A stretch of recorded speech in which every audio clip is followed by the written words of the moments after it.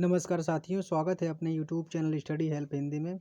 Friends, इसमें हम लोग प्रैक्टिस सेट 7 को डिस्कस करने वाले हैं। यदि आप लोगों ने अभी तक इसका पिछला वीडियो नहीं देखा है, प्रैक्टिस सेट 6 तक कभी वीडियो नहीं देखा है, तो आप लोग उस वीडियो को भी जाकर जरूर देखें, क्योंकि हम लोग इसमें एनटीपीसी सीबीटी 2 और ग्रुप डी के लिए काफ़ी महत्वपूर्ण प्रश्नों को डिस्कस कर रहे हैं। 50 प्रश्न है टोटल। चलिए शुरुआत करते हैं पहले प्रश्न पर। देखिए, यहाँ पर पहला प्रश्न दिया हुआ है, भारतीय नौसेना ने हाल ही में इनमें से किस देश के साथ FOIP नामक नौसैनिक अभ्यास का अभ्यास किया है? तो इसका सही उत्तर होगा ऑप्शन नंबर बी, जापान के साथ, जापान और इंडिया के द्वारा मिलकर के यह अभ्यास किया गया है। अगला प्रश्न देखिए, कौन सा राज्य अपनी महानदी नदी में 3 प्रकार के मगरमच्छों की प्रजाति रखने वाला एकमात्र भारतीय राज्य बन गया है? तो कौन सा राज्य है जो कि महानदी में मगरमच्छों की 3 प्रजातियों को रखने वाला भारतीय राज्य बन गया है?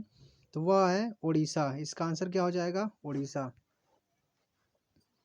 अगला प्रश्न देखिए यहाँ पर, किस राज्य सरकार ने राज्य में स्वामित्व योजना को लागू करने के लिए भारतीय सर्वेक्षण विभाग के साथ समझौता ज्ञापन पर हस्ताक्षर किए हैं? तो कौन सा राज्य है जो कि स्वामित्व योजना को लागू करने के लिए भारतीय सर्वेक्षण विभाग मतलब सर्वे ऑफ इंडिया के द्वारा के साथ मिलकर के MOU पर हस्ताक्षर किए हैं? इसका उत्तर हो जाएगा ऑप्शन नंबर ए, असम। अगला प्रश्न देखिए यहाँ पर, समावेशी इंटरनेट सूचकांक 2021 में भारत का रैंक क्या है? इंक्लूसिव इंटरनेट इंडेक्स में भारत की रैंक क्या है? इसका उत्तर हो जाएगा ऑप्शन नंबर सी, 49वीं रैंक है भारत की। इसमें समावेशी इंटरनेट सूचकांक 2021 में भारत की रैंक 49वीं है। यह जो है कि द इकोनॉमिस्ट इंटेलिजेंस यूनिट ने फेसबुक के साथ साझेदारी से समावेशी इंटरनेट इंडेक्स 2021 जारी किया, जिसमें भारत की रैंक 49वीं है। अगला प्रश्न यहाँ पर देखिए, इनमें से कौन सा भारतीय विश्वविद्यालय विश्वविद्यालयों की 2020 शैक्षणिक रैंकिंग में सर्वोच्च स्थान पर है? तो कौन सा भारत का जो विश्वविद्यालय है वह सर्वोच्च स्थान पर है? इसका उत्तर हो जाएगा option number C, IISc Bengaluru जो है कि इसमें सर्वोच्च स्थान प्राप्त किया है। अगला प्रश्न यहाँ पर देखिए, डैश को 2021 के लिए प्रतिष्ठित central European university open society पुरस्कार से सम्मानित किया गया है? तो इसमें से किसे central European university open society पुरस्कार से सम्मानित किया गया है? इसका उत्तर हो जाएगा ऑप्शन नंबर सी, के शैलजा, जो कि केरल की पूर्व स्वास्थ्य मंत्री हैं। इन्हीं को 2021 के लिए central European university open society पुरस्कार से सम्मानित किया गया है। अगला प्रश्न देखिए यहाँ पर, हाल ही में दिल्ली खेल विश्वविद्यालय की पहली कुलपति के रूप में किसे नियुक्त किया गया है? तो दिल्ली खेल विश्वविद्यालय दिल्ली स्पोर्ट्स यूनिवर्सिटी की फर्स्ट वाइस चांसलर मतलब कि पहले कुलपति के रूप में किसे नियुक्त किया गया है? इसका आंसर हो जाएगा ऑप्शन नंबर ए, कर्णम मल्लेश्वरी को पहले कुलपति के रूप में नियुक्त किया गया है। अगला प्रश्न यहाँ पर देखिए, निम्नलिखित में से कौन the God of Small Things के लेखक हैं? The God of Small Things के लेखक कौन है? इसका उत्तर हो जाएगा ऑप्शन नंबर बी, इसका राइट आंसर हो जाएगा Arundhati Roy. Arundhati Roy the God of Small Things के लेखक हैं, और इनको जो है कि इन्हीं बुक के लिए 1997 में मैन बुकर पुरस्कार से सम्मानित किया गया है। अगला प्रश्न देखिए, निम्नलिखित में से कौन सा मच्छर जनित रोग नहीं है? तो इसमें से कौन सा रोग मच्छर के द्वारा नहीं होता है? तो यहाँ पर देखिए, डेंगू मच्छर के द्वारा होता है, फाइलेरिया भी मच्छर के द्वारा ही होता है, और मलेरिया भी मच्छर के द्वारा होता है। लेकिन जो ऑप्शन सी दिया है, स्लीपिंग सिकनेस, निद्रा रोग, यह मच्छर के द्वारा नहीं होता है। तो इसका आंसर क्या हो जाएगा? ऑप्शन नंबर सी, मच्छर के द्वारा जैसे डेंगू हो गया, filaria, malaria, Zika virus, chikungunya, जापानी इंसेफ्लाइटिस, ये सब बीमारियां मच्छर के काटने से होती हैं। नेक्स्ट प्रश्न है यहाँ पर, निम्नलिखित में से कौन सा सबसे ऊंचा पक्षी है? तो इसमें वर्ल्ड टॉलेस्ट बर्ड कौन सा होता है उसको बताना है। तो सबसे ऊंचा पक्षी इसमें से कौन हो जाएगा? शुतुरमुर्ग, जो कि सबसे बड़ा पक्षी होता है, लेकिन यह उड़ नहीं पाता है क्योंकि इसका शरीर बहुत भारी होता है, लगभग 1.5 कुंटल के आसपास इसके शरीर का वजन होता है, और सबसे बड़ा पक्षी है। अगला प्रश्न देखिए, जीन शब्द किसके द्वारा गढ़ा गया है? तो जीन शब्द किसके द्वारा गढ़ा गया है? इसका उत्तर होगा option number B, W.L. Johannsen. W.L. Johannsen ने वर्ष 1909 में पहली बार जो है कि लक्षणों में विविधता का आनुवंशिक एवं वातावरणीय आधार प्रस्तुत किया, जिसे जीन शब्द गढ़ा गया W.L. जॉनसन के द्वारा। 14 वर्ष की आयु तक के बच्चों के विकास के लिए निम्नलिखित में से कौन सा सबसे महत्वपूर्ण होता है? तो 14 वर्ष तक की आयु के बच्चों के विकास के लिए कौन सा चीज़ इसमें महत्वपूर्ण होता है? तो वह होता है प्रोटीन। प्रोटीन जो है कि इसके लिए काफ़ी इम्पोर्टेंट होता है। बच्चों के विकास के लिए प्रोटीन सबसे महत्वपूर्ण होता है। निम्नलिखित में से कौन सी गैस सबसे अधिक विषाक्त है? तो इसमें से कौन सी गैस सबसे अधिक विषाक्त है? इसका उत्तर होगा option number B, carbon monoxide इन चारों में से सबसे अधिक विषाक्त गैस है। पराबैंगनी किरणों की ऊर्जा किसकी तुलना में अधिक है? तो इन चारों किरणों में से किसकी तुलना में पराबैंगनी किरणों की ऊर्जा अधिक है? तो इंफ्रारेड किरणें जो कि अवरक्त किरणों से इनकी ऊर्जा अधिक होती है। पराबैंगनी किरणों की ऊर्जा अवरक्त किरणों से अधिक होती है। हवा की गति मापने के लिए इस्तेमाल किया जाने वाला उपकरण क्या है? तो हवा की गति इनमें से किस उपकरण के द्वारा मापा जाता है? तो एनीमोमीटर के द्वारा। एनीमोमीटर जो कि वह यंत्र है जिसके द्वारा हवा की गति को मापा जाता है। अगला प्रश्न देखिए यहाँ पर, ज्योतिष की प्रसिद्ध भारतीय पुस्तक पंच सिद्धांतिका के लेखक कौन है? तो पंच सिद्धांतिका पुस्तक के लेखक कौन है? इसका उत्तर होगा ऑप्शन नंबर ए, वराह मिहिर। वराह मिहिर जो कि एक प्राचीन भारतीय ज्योतिषी हैं और खगोल शास्त्री भी थे। इन्हीं के द्वारा पंच सिद्धांतिका लिखा गया है। और इनकी और पुस्तकें जैसे बृहद जातक हो गया, बृहद संहिता हो गई, तो इनकी यह सब पुस्तकें हैं। अगला प्रश्न यहाँ पर देखिए, नैनो तकनीकी उन वस्तुओं से संबंधित है जिसका आयाम होता है। तो किसका डायमेंशन क्या होता है? डायमेंशन इन रेंज, आयाम कितना होता है इस पर? 10⁻9 घात मीटर। और इसे नैनोमीटर कितना होता है? 10⁻9 घात मीटर। तो इसलिए इसका आंसर हो जाएगा नैनो तकनीकी में उन वस्तुओं से संबंधित है जिसका आयाम 10⁻9 घात मीटर होता है। कंप्यूटर में प्रोसेसर की गति को मापा जाता है। तो कंप्यूटर में जो प्रोसेसर की गति होती है वह किस में मापी जाती है? तो वह मापी जाती है हर्ट्ज में। हर्ट्ज में मापी जाती है, चाहे मेगा हर्ट्ज हो या फिर गीगा हर्ट्ज हो। तो कंप्यूटर में प्रोसेसर की गति को हर्ट्ज में मापी जाती है। सेलुलर फोन का जनक किसे कहा जाता है? सेलुलर फोन का जनक किसे कहा जाता है? इसका उत्तर होगा option number D, Martin Cooper को जो है कि सेलुलर फोन का जनक कहा जाता है। अगला प्रश्न देखिए यहाँ पर, पहला स्वचालित ऑटोमोबाइल किसने विकसित किया था? पहला स्वचालित ऑटोमोबाइल किसने विकसित किया था?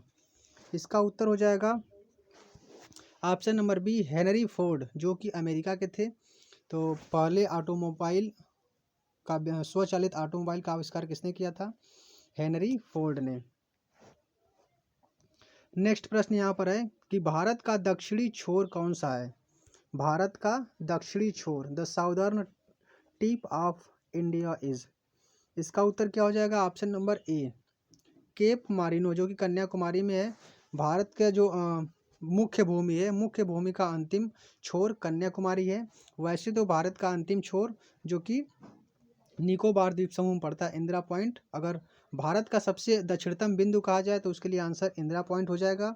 यदि भारत के मुख्य भूमि का दक्षिणी छोर कहा जाए तो उसके लिए आंसर केप कोमोरिन, जो कि कन्याकुमारी तमिलनाडु में पड़ता है, वो आंसर हो जाएगा। अगला प्रश्न देखिए यहाँ पर, मैकाल सीमा किस राज्य में स्थित है? तो मैकाल रेंज जो कि एक पर्वत है वो अब कहाँ पर स्थित है? छत्तीसगढ़ में वह स्थित है। इसका आंसर क्या हो जाएगा? छत्तीसगढ़। नल्ला माला पहाड़ियाँ किस राज्य में स्थित है? नल्ला माला हिल्स या फिर नल्ला माला पहाड़ियाँ किस राज्य में स्थित है? इसका आंसर क्या हो जाएगा? ऑप्शन नंबर सी, आंध्र प्रदेश में यह पहाड़ियाँ स्थित है।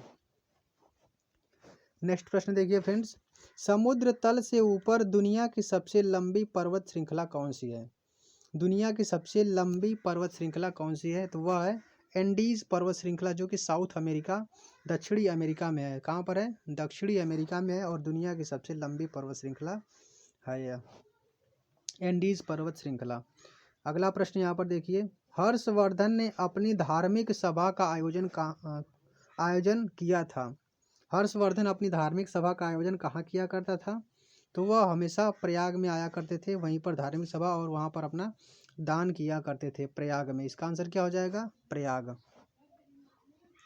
अगला प्रश्न देखिए यहाँ पर, निम्नलिखित में से कौन सी बौद्धों की पवित्र पुस्तक है? तो बौद्धों की पवित्र पुस्तक कौन सी है?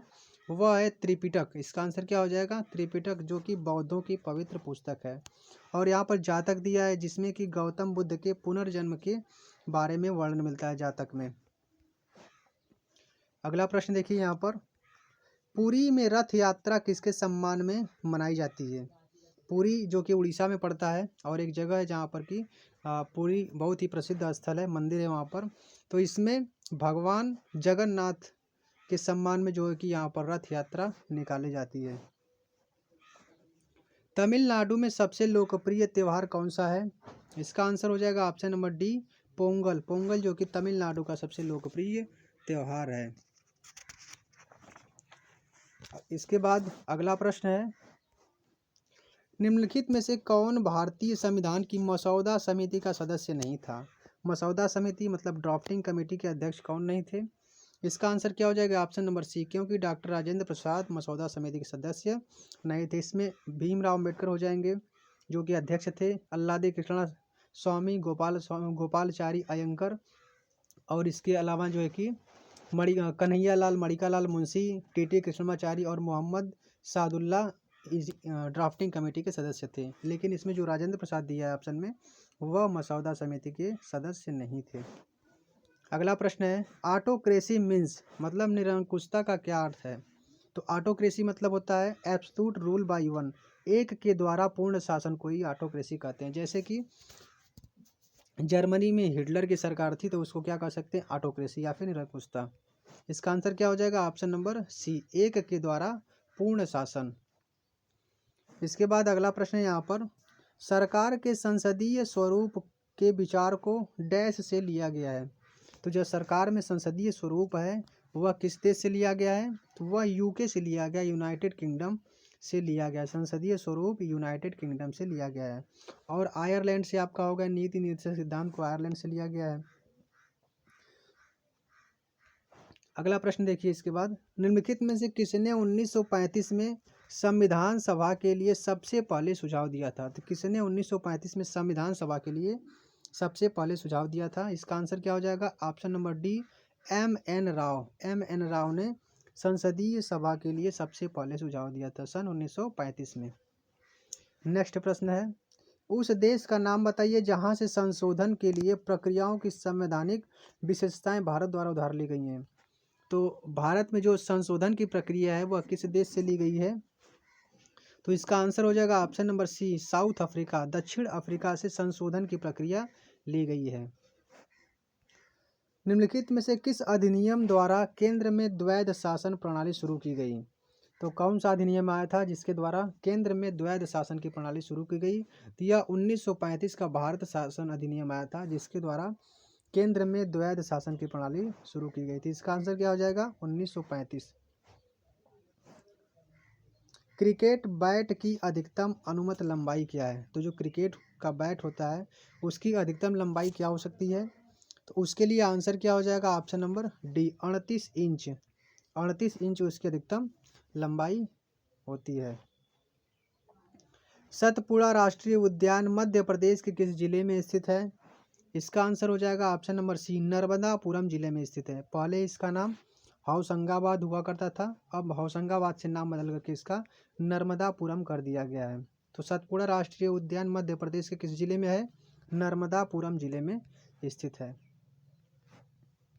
पहली बार राष्ट्रमंडल खेल कब आयोजित किए गए थे? तो पहली बार जो कॉमनवेल्थ गेम्स हैं कब आयोजित किए गए थे? तो इसका आंसर हो जाएगा ऑप्शन नंबर डी, 1930 में पहली बार राष्ट्रमंडल खेल कनाडा के शहर हैमिल्टन में शुरू किया गया था।